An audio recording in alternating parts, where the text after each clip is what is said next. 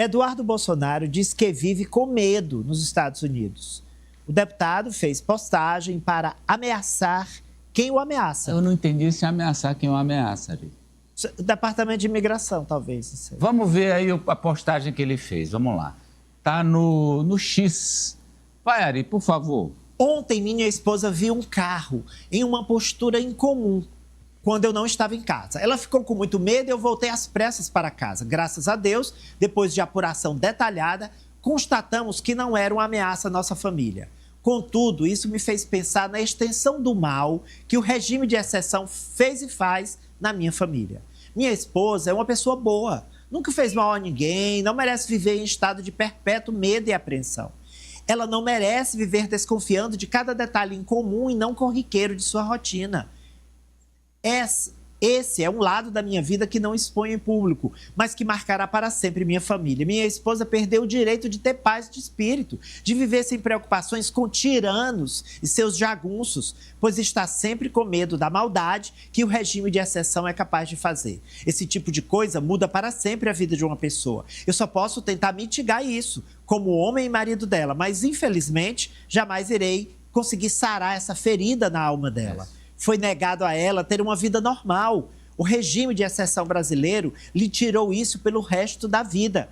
Mas vocês irão pagar por esse e por todos os demais crimes e crueldades que cometeram. Então, Ari, eu quero ouvi-lo primeiro. Amadeu, eu já disse isso aqui uma vez, talvez eu não tenha dito no devido tom de seriedade que o assunto merecesse, mas agora eu vou repetir, alertando, estou falando sério. Eu acho que o Eduardo Bolsonaro, é uma avaliação minha, ele não está bem. Estou falando de doença mental mesmo, de saúde mental. Eu já havia detectado isso em postagens anteriores, em vídeos divulgados por ele e no comportamento dele. E eu acho que isso é sério. Eu acho que em algum momento, devido ao alto índice de estresse, alto índice de pressão, aos embates, ele passou do ponto. Eu acho que ele precisa de acompanhamento psiquiátrico. Eu acho que ele não está bem e não é de hoje. Isso é muito ruim e é perigoso para ele próprio. Então, Alessio.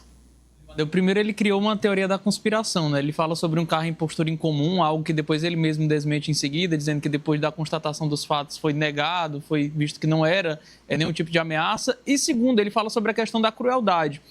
Não custa lembrar, falando sobre crueldade, que o Eduardo Bolsonaro está nos Estados Unidos. Inclusive, ele fez uma publicação, uma manifestação pública, uma declaração pública, dizendo que iria asfixiar financeiramente não só o ministro Alexandre de Moraes, como também a sua esposa. Se isso não for crueldade, não está em um país conspirando contra o judiciário, contra os juízes brasileiros e mais. Ele chegou a dizer, de certa forma, ameaçar também ministros do governo Lula ou todos aqueles que estivessem ali dentro desse mesmo campo político, desse mesmo campo que está contra as atitudes, obviamente, dele próprio lá nos Estados Unidos. Então, de certa crueldade confirmada, a gente tem declarações públicas dele e não uma postura de um carro que ele considera incomum. Por favor, Denis.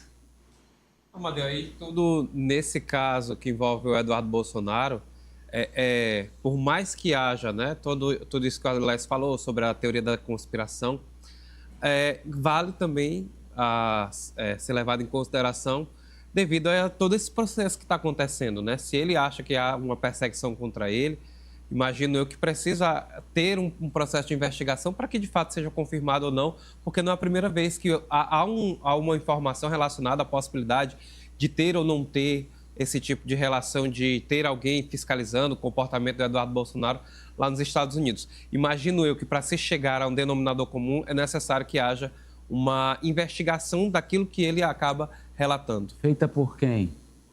Bom, aí é que fica, né? Se vai ser feito porque o território americano, deve ser feito americanos, pelos tá lá, americanos. Quem tem que dar a segurança para eles, os americanos, né? Isso. Ele não escolheu ir para lá.